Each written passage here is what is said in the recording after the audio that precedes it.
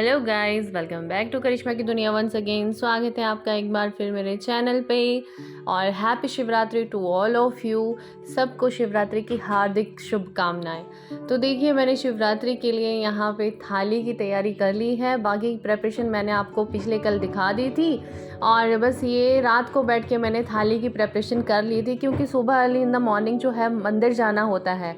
ठीक है, तो रात को ही काम किया अच्छा रहता है, क्योंकि फटाफट से सुबह थाली उठाई और चले गए। वैसे भी बहुत बड़ी बड़ी लाइनें लगती हैं। तो देखिए, यहाँ पे मेरे पास एक 7 डिब्बियों मतलब 7 डिब्बियाँ हैं इस वाले बॉक्स में। तो ये इतना अच्छा है, मुझे बहुत ही यूज़फुल लगा। और ये दीदी लोग लेके आए थे उज्जैन महाकाल से। तो देखिए, भोलेनाथ की कृपा तो हम पे बनी गई है।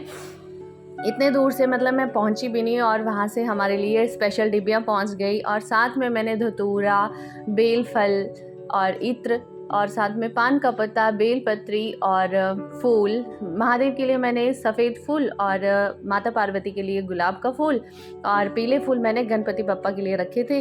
और साथ में मैंने बेर रख लिए हैं, जो कि बहुत ही ज़रूरी होते हैं भोलेनाथ की पूजा के लिए। और माता रानी के लिए सुहागी, अगर आपके पास कोई वस्त्र है, साड़ी वगैरह अर्पण करना चाहते हैं तो कर सकते हैं। मैंने जस्ट यही रखा था जो मैं रखती हूँ, सुहागी। और भोलेनाथ के लिए रुमाल और माता के चुनरी और साथ में जनेऊ और सुपारी। ठीक है, और अब मैं जो है साथ में लगा लूँगी यहाँ पे आटे के दिए। तो मुझे आटे के दिए लगाने के लिए मैंने फटाफट से पहले आटा गूंद लिया। और इसको बहुत ही गीला नहीं करना होता है, बिल्कुल ऐसे डो की तरह बनाना होता है। हार्ड डो इसका बनाना होता है, ताकि हम इसको दिए की शेप दे सकें। कुछ नहीं करना है, जस्ट आटे का वो लेना है, पेड़ा लेना है और उसको रोल करके जस्ट दिया बनाना है। बहुत ही ईजी होता है। और मैंने 4 दिए यहाँ पे बना लिए हैं। और मैंने इससे पहले ना सूखा आटा नीचे लगा लिया ताकि निकालने में ईजी रहे, क्योंकि ये गीला आटा जो है थाली पे चिपक जाता है। तो मैंने बत्ती वगैरह भी रात को ही डाल ली थी और घी वगैरह भी रात को ही डाल लिया था। उसके बाद मैंने इनको रख लिया, क्योंकि सुबह इतना टाइम नहीं होता, सुबह तो फटाफट से नहा के निकलना होता है। तो ये थी सारी पूजन सामग्री जो मैं यूज़ करती हूँ, मतलब मैं भगवान जी को चढ़ाती हूँ हर शिवरात्रि वाले दिन में। और ऐसा कुछ खास नहीं है जो मैं अनोखा सा चढ़ाती हूँ भाई, जो हमें पता है, जो हम बचपन से करते हैं। बचपन में तो इससे भी कम चीज़ें अवेलेबल होती थी, तो उसी से भगवान जी को मना लेते थे। और देखिए, साथ में हमने पंचामृत तैयार करना था, तो इसके लिए मैंने कच्चा दूध ले लिया है। हमने दूध वाले से दूध लेते हैं, तो हमने कच्चा दूध पहले ही ले लिया था। और इसमें शहद डालेंगे, दही डालेंगे, शक्कर डालेंगे और गंगा जल डालेंगे। ठीक है, और बन गया पंचामृत। अब देखिए, हमारे यहाँ पे तो जो मंडी में हम लोग घर पे पंचामृत बनाते हैं, उसमें गौमूत्र डालना बहुत ही ज़रूरी होता है। बट यहाँ पे मेरे पास गौमूत्र अवेलेबल नहीं था, तो मैंने गंगा जल डाल के और शक्कर डाल के, इससे भी पंचामृत बनाया जाता है, तो मैंने वही डाला है। ठीक है, हमारे यहाँ शुद्धि जो है गौमूत्र से ही मानी जाती है, तो हम गौमूत्र अवश्य डालते हैं। तो जो मेरे पास अवेलेबल था मैंने उसी से बना लिया। देखिए,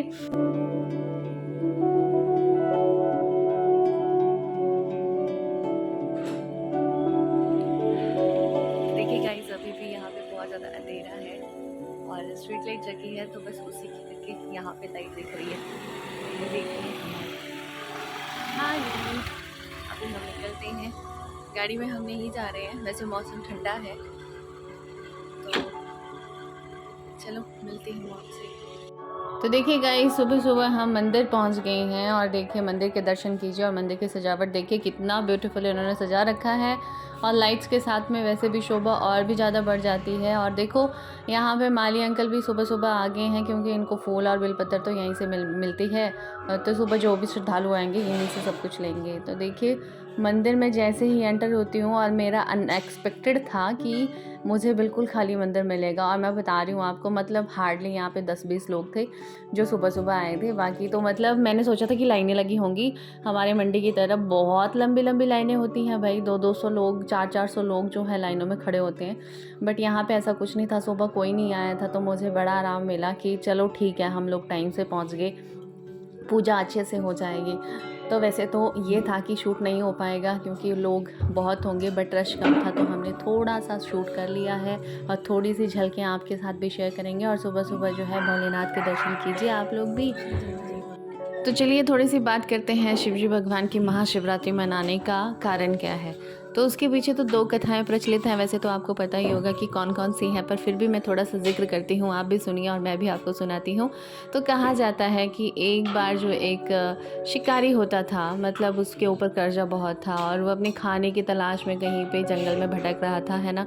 तो उसको वो एक पेड़ पे बैठ जाता है, तो उसको ना सुबह से शाम हो जाती है और शाम के टाइम इसको एक हिरनी आती हुई दिखाई देती है। तो वो बड़ा खुश हो जाता है कि अब मैं इसका शिकार करूँगा। तो उस टाइम देखो सतयुग था, तो उस टाइम जानवर भी बोलते थे और उनकी भाषाएँ जो है मनुष्य भी समझते थे। तो उसी तरीके से उसने बोला कि हे शिकारी, मुझे जाने दो, मेरे बच्चे घर पे वेट कर रहे होंगे और मैं वैसे भी गर्भवती हूँ, तो मुझे जाने दो। मेरी बहन के पास मैंने अपना बच्चा छोड़ रखा है, तो उसके पास मुझे जाने दो, मैं उसको फ़ीड करवा के वापस आती हूँ। लाइक इस तरीके से उसने, मतलब उसका पूरा फैमिली, उसका हस्बैंड भी आता है धीरे-धीरे करके। तो वो सब लोग उसको वादा करके जाते हैं और उसका हृदय परिवर्तन होता है उनकी बातें सुन के, ठीक है? क्योंकि उसी दौरान जब वो तीर मारने के लिए उठाता था, तो उसी दौरान जो है जिस पेड़ के ऊपर चढ़ रखा था वो बेलपत्र का पेड़ था, राइट? तो वहाँ से पत्ते खुद ब खुद ही नीचे गिर जाते थे उसके हाथ से लग के, या किसी कारणवश जो नीचे गिर जाते थे। और नीचे जो था उसी पेड़ के नीचे उसने नहीं देखा था, बट वो शिवलिंग था। तो शिवलिंग के ऊपर ऑटोमेटिकली उस बेलपत्र चढ़ रहे थे, ठीक है, उसके हाथों से। और उस रात जो थी शिवरात्रि थी, और यही कारण था कि उसका हृदय परिवर्तन हुआ और उसने हिरन को नहीं मारा और उसकी पूरी फैमिली जो है वहाँ पे आ गई कि अब तुम हमें मार सकते हो। तो वही त्याग और वही बलिदान देख के मतलब उसका हृदय पिघल गया और उसने किसी को नहीं मारा। और भगवान शिव ने उससे खुश होके, प्रकट होके उसको वरदान दिया कि तुम मुझसे मांगो। तो उसने कहा कि अगर शिव मेरे सामने खड़े हैं तो मैं क्या ही मांगूँ, है ना? तो उसने भक्ति का वरदान मांगा। तो भगवान जी ने उसको वरदान दिया कि तुम अगले जन्म में जो है, जब राम अवतार होगा, तो उस टाइम तुम जो है निषाद राज के रूप में मेरी भक्ति करोगे। और ये वही निषाद राज थे जिन्होंने भगवान राम को नाव पे बिठा के यमुना पार करवाई थी या सरयू करवाई थी, वो मुझे याद नहीं है, पर जितना मुझे याद है मैं आपके साथ शेयर करती हूँ, है ना? तो मतलब ये है कि उनको जन्मों जन्मों की भक्ति मिल गई। तो यही है शिव भक्ति। और दूसरा कारण ये भी है शिवरात्रि मनाने का, क्योंकि हम लोग उस दिन जो है शिव पार्वती का विवाह हुआ था। मतलब माता पार्वती ने बहुत ही ज़्यादा मुश्किलों से व्रत करके और बहुत ही पूजन, कितने सालों साल पूजन करने के बाद में भगवान शिव जी को पाया था, बहुत ही अड़चनों के बाद में। एक तरह से आप कह सकते हैं कि ये पृथ्वी की, मतलब हमारी पृथ्वी में पहली लव मैरिज थी, जो कि शिव भगवान और माता पार्वती की हुई थी। और इससे पहले सती माता की हुई थी, पर सती का आपको पता ही है, सती माता की कहानी भी। तो गाइज़ अभी हम मंदिर से वापस पहुंच गए हैं और सब लोग अभी सो रखे हैं, कोई नहीं उठा है। अभी लाइट दिख रही है जगी हुई, आई थिंक उधर जगे होंगे, है ना? तो अभी टाइम क्या हुआ है? टाइम 6:30 हो गए। 6:30 हो गए भाई टाइम। तो अभी चलते हैं ऊपर, बच्चे तो अभी सो रखे होंगे, तो अभी देखते हैं। तो उनको तो अभी नहीं उठाएंगे, अभी अपना काम करेंगे, ऊपर जाके पूजा वूजा करेंगे। और ये देखिए मेरा टीका कैसा लगा आपको, पहले तो ये बताइए मेरा तिलक कैसा लगा भोलेनाथ का, जो मैंने आपसे लास्ट वाली वीडियो में शेयर किया था, बस वही है, इसीलिए मैंने मंगवाया था। तो पसंद आया आपको? बताना ज़रूर कमेंट में। हैप्पी शिवरात्रि। हैप्पी शिवरात्रि ये तो आपने बोला ही सबको। नहीं। वो तो मैं सबको बोल चुकी हूँ पहले ही। ओके। तो हम लोगों ने जो है घर आने के बाद सबसे पहला काम जो है पूजन का किया, क्योंकि मंदिर में पूजा करके आए हैं तो घर पे भी पूजा करना बनता है सबसे पहले। तो हमने पहले पूजन कर लिया, भगवान जी को भोग अर्पण कर लिया, जो भी फ्रूट्स वगैरह थे उसी के साथ में। अभी भोग बनाना है बाद में, पहले मैं इनको ऑफिस भेज लेती हूँ, उसके बाद में बाकी का काम करूँगी।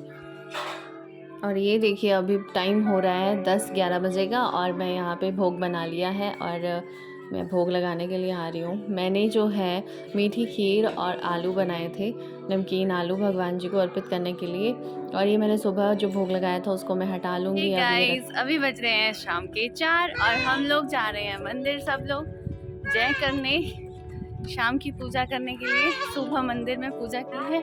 करो अब करो, हाय करो, हाय। तो सुबह हमने पूजा करके आए थे, तो अभी शाम को भी करना होती है। तो अभी हम लोग निकल रहे हैं मंदिर के लिए, अभी जस्ट पहुंचेंगे, ठीक है? आई पकड़ो इसे। भैया अब की बार भगवान भोलेनाथ की कुछ असीम ही कृपा थी। अब की बार हम लोग शाम को भी गए तो बिल्कुल भी रश नहीं था और हमने बड़े आराम से पूजा की। और अब की बार तो मुझे ये भी था कि टोटली खाली था, तो मैंने बच्चों से भी पूजा करवा ली। जैसे कि मैंने आपसे कहा था कि अगर आप मंदिर जा रहे हैं तो साथ में अपने बच्चों को भी लेके जाइए, क्योंकि बच्चे आपको देख के ही संस्कार डेवलप करेंगे। तो इसी तरह से मैंने बच्चों को भी साथ में लगाया कि थोड़ा बहुत सीखो, पूजा कैसे करेंगे, कैसे भोलेनाथ को जल चढ़ाते हैं, कैसे।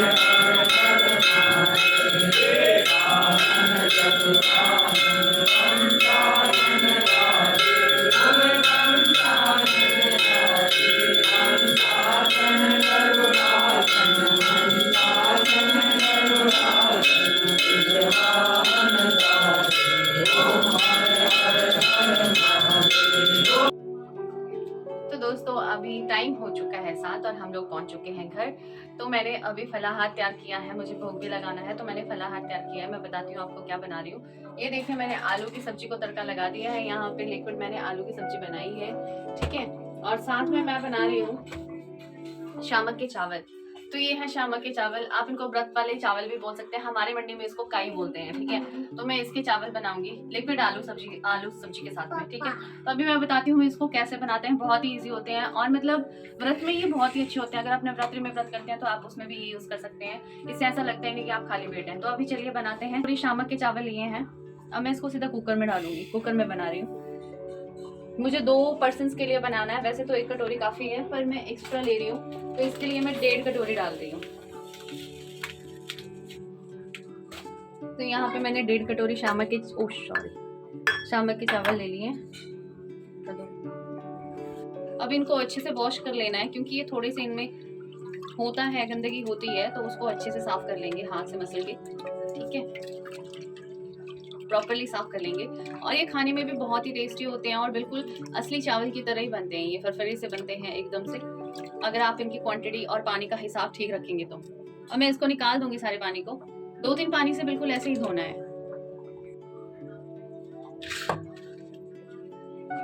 तो दोस्तों मैंने यहाँ पे 1.5 कटोरी शामक के चावल लिए थे, तो मैंने यहाँ पे इसका डबल डालना है, ठीक है। तो मैं कम से कम 2.25 कटोरी डालूंगी। तो ये हो गई 1, ये हो गई 2 और ये हो गई 3 कटोरी। ये देखिए मैंने पानी इसमें डाल लिया है। बस अब इसको सिर्फ 1 सीटी लगाएंगे, उसके बाद उतार लेंगे। ये बहुत ही अच्छे बनेंगे, क्योंकि ये शामक के चावल है तो इसको पानी ज्यादा नहीं लगता है। इसके लिए हम लोग ने थोड़ा कम ही रखा है, 2.25 कटोरी मैंने पानी डाला हुआ है। तो अभी फटाफट से सीटी लगा लेते हैं, फिर बताती हूँ आपको।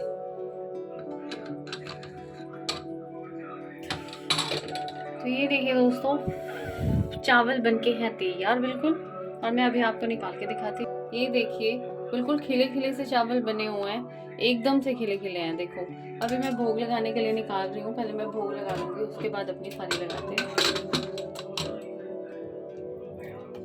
और ये देखिए भाई रूखा सूखा जैसा भी है, हम भगवान जी को जो खुद खाएंगे वही भगवान जी को भोग लगाएंगे। छोटी सी प्लेट इसलिए क्योंकि मेरे मंदिर में इतनी जगह ही नहीं है कि मैं बहुत बड़ी प्लेट लगाऊं। तो